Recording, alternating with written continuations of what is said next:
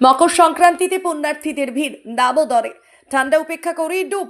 মকর সংক্রান্তিতে পুণ্য স্নান করতে গঙ্গাসাগর কার্যত জনসমুদ্রে পরিণত হয়েছে।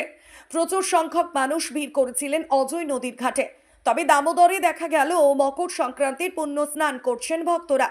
মকর সংক্রান্তির ভোরে প্রচুর মানুষ কাকসার শ্রীরামপুরে মকর সংক্রান্তির স্নান করার ভিড় জমিয়েছিলেন। প্রত্যেক বছরই জামালপুরের দামোদর নদের এই ঘাটে পুণ্যার্থীদের ভিড় জমে পুণ্য স্নান করার জন্য।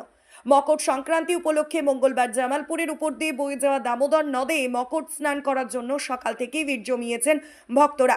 বিশেষ করে আদিবাসী সম্প্রদায়ের মানুষরা তাদের পূর্বপুরুষদের আত্মার শান্তি কামনার জন্য এই দিন বিশেষ পূজা অর্চনা করে থাকেন বলে জানা যায়। আজ এবং কাল চলবে এই বিশেষ স্নান। কাল সকাল থেকে হাজার হাজার মানুষ আসবেন বলে জানান স্থানীয়রা। বসেছে বিশাল মেলা। পুলিশ প্রশাসনের পক্ষ থেকে নেওয়া হয়েছে বিশেষ ব্যবস্থা। অপ্রীতিকর ঘটনা এড়াতে বসানো হয়েছে ওয়াচ টাওয়ারের ও নদে স্নানের সময় যাতে কোনো দুর্ঘটনা না ঘটে তার জন্য সব রকমের ব্যবস্থা নেওয়া হয়েছে প্রশাসনের পক্ষ থেকে। করছেন দামোদরে কি কারণটা বিষয়টা কি? আজকে এই মাদের বাবাদের ঘরে দেওয়া হচ্ছে পুজো পাশা। পিতৃতর্পণ। হ্যাঁ আপনারা কি প্রতি বছরই এই দিনটাতেই পালন করেন? হ্যাঁ প্রতি বছর পালন।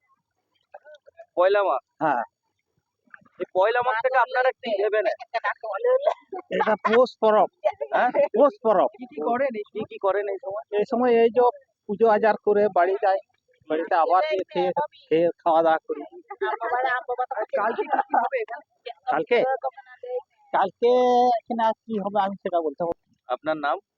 আমার নাম সুকুল। হ্যাঁ বাড়ি কোথায়? তো গেছে। প্রতিনিধি মৃত্যুঞ্জয় যশের রিপোর্ট, সুন্দর বাংলা নিউজ।